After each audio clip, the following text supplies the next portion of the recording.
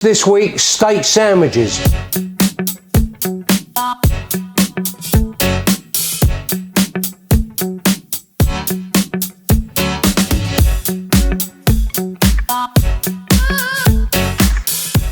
We're doing a cheap steak sandwich against a more expensive steak sandwich, and we're using the same bread. I'm going to show you how to make the bread, and we're going to compare the two, and we're doing it with a lovely Parisian sauce made with some nice ingredients, and we're going to eat it and we're going to munch it in front of you and make you jealous. All right, anyway, let's get on and I'll show you how to do it. First thing we're going to do is make the bread, this bread, and this is my own little recipe on this one, and it looks a bit like a ciabatta, but it's not. It's a close grain. Anyway, you'll see what I mean when I do it, and I'm going to show you how to make it in a Thermomix Tm6.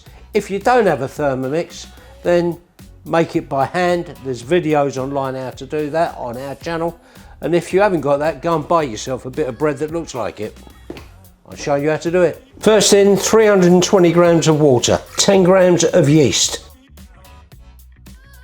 Right, once those couple of ingredients are in there, what we do is just mix it up, and then we're just going to let that rest for 5 minutes just so that it bubbles up. Right, this is what your mixture looks like. Once it's been fermenting, you'll see that the yeast is activated with the sugar and the water, and it's fermented, and it's now ready for me to put in some oil.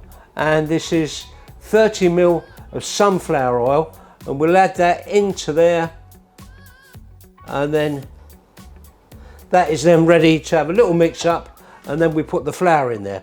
I'll show you the next stage after I've done that. Sift your flour through a sieve, because this makes it a bit lighter when you do your mix. Half a teaspoon of salt goes into the flour. Whee, in you go. Right, next thing, this sieve flour goes into the mix. Right, next thing, we're going to mix this up.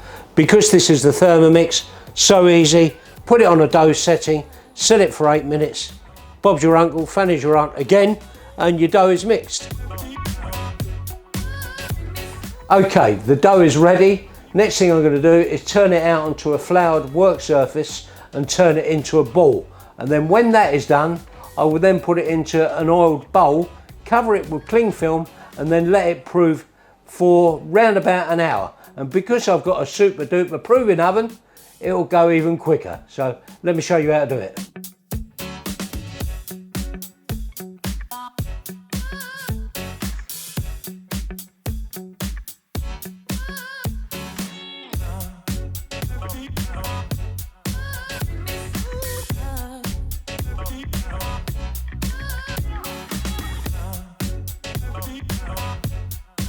Right, while we're waiting for the bread to get ready, we're going to sous vide our steak. Sous vide is a method of putting your steak into a bag and softening it up.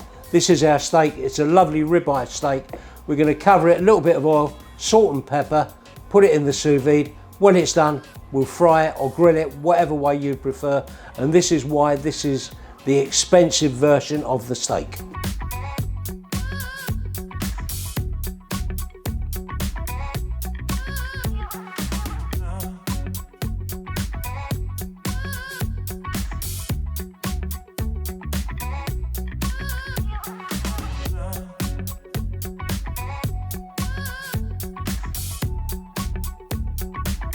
Okay, the bread is proving, the steak is in the sous vide, it's in at 50 degrees and it's going to stay in there for about 3 hours. You can leave it as long as you like, but we're doing 3 hours.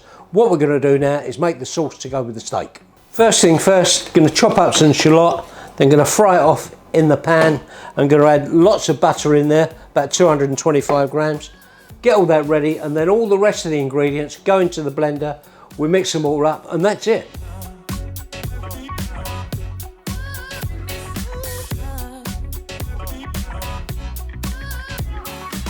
You don't have to cook this for too long. All you want to do is melt the butter and just get it all incorporated. You don't have to get the onions down to brown. While the butter and the onions are blending down, we get some of the other ingredients ready. We're going to go in with 20 grams of parsley and 20 grams of tarragon. And you want the leaves only, not the stalks. Right, we've got a lovely selection of ingredients. This is what makes this taste so good. We've got some Worcester sauce we've got anchovies, we've got egg yolk, we've got tarragon, parsley, lemon, Dijon mustard, white pepper and capers. And then we put that into the blender with the shallots, and then we blend it together and it's ready.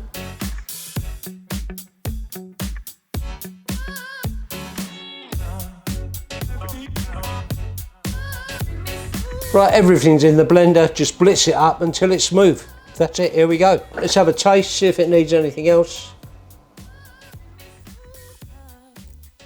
Perfect. That's just come out of the oven. As you can see, it's well risen, all right? Well, I was going to make a naughty comment then, but I won't. Just take it that it's well risen bread.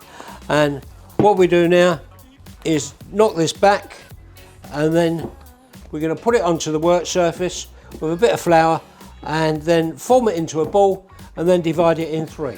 So here we go.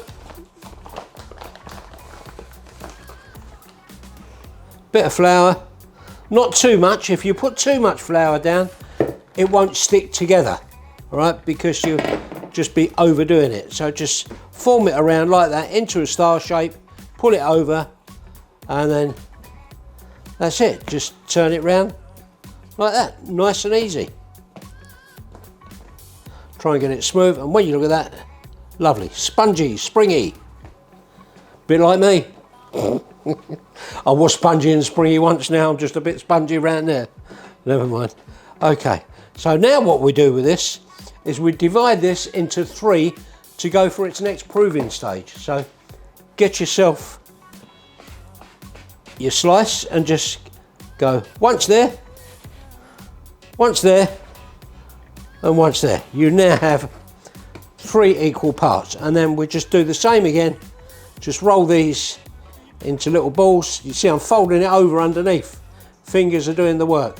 And then move it around like that. I'm not using any flour. The more flour you use, the more glutens you work. Right, what I'm going to do is weigh each of these. I want them roughly the same. I don't want one to be a lot more than the other. This one's around about 320. That one's 326. That one's 260. Add that bit on, and we're up to 300. There we are. What I'm going to do now is get these ready for the next stage, which is the next bit of proving.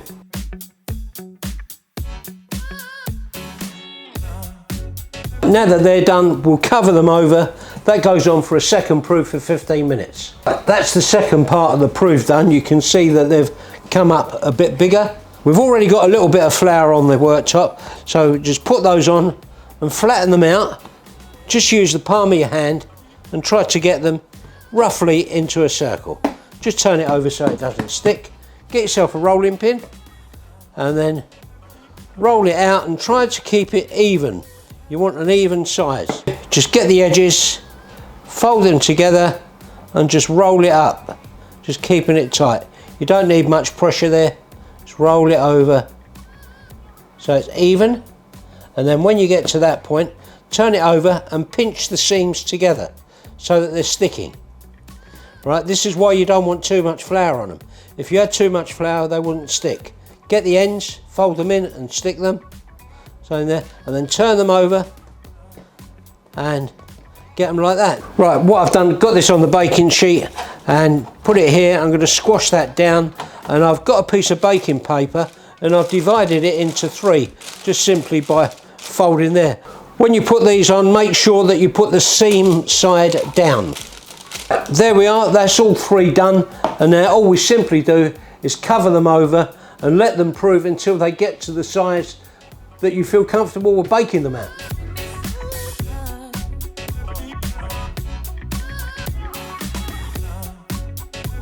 Here is our bread after being proved for quite a long time.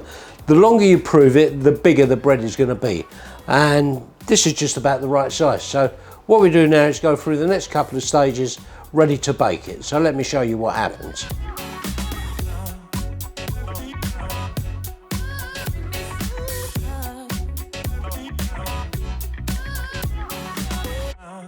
This is our bread ready for the oven. Covered it in sesame seeds, that's an option, we like it. This is what your bread will look like when it comes out. Here's one I made earlier. This is going to go in the oven for 30 minutes at 200 degrees C. Right, here we go. We've got our 2 steaks ready. This is our expensive ribeye steak, and at the moment it looks like crap. It's been in the sous vide, and that's the effect you get. It needs to be cooked. And there we have our cheaper cut. It's a bit of sirloin, nowhere near the same price as this bit of ribeye. So what we're going to do now is cook them both, same method, in the pan, same oil, same time, and then we come back, cut them, put them in the bread with the sauce, and we'll tell you what they taste like.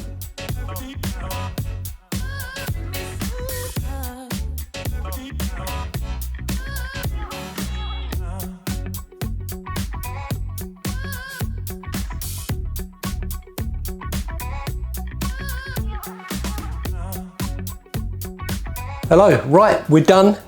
Expensive steak, cheap steak, same bread, cooked the same way. We're going to taste and see what we think is the best one. Same sauce and everything. Yeah. A fair scientific test, some may say. Yeah. What we're doing first? Cheap? Go for the cheap one first. Right.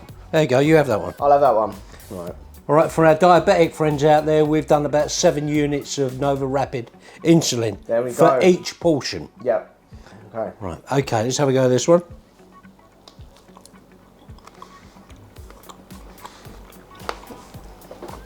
It's a bit chewy. Yeah, I'm thinking that.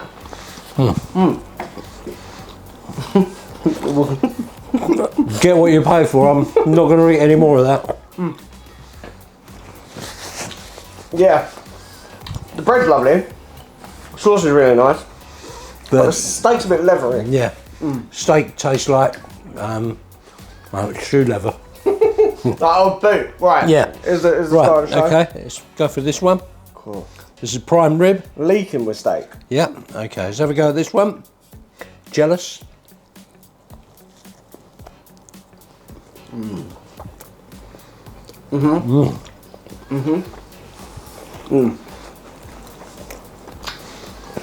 Like an instantaneous difference. Right, I'll get all this food up. Yeah.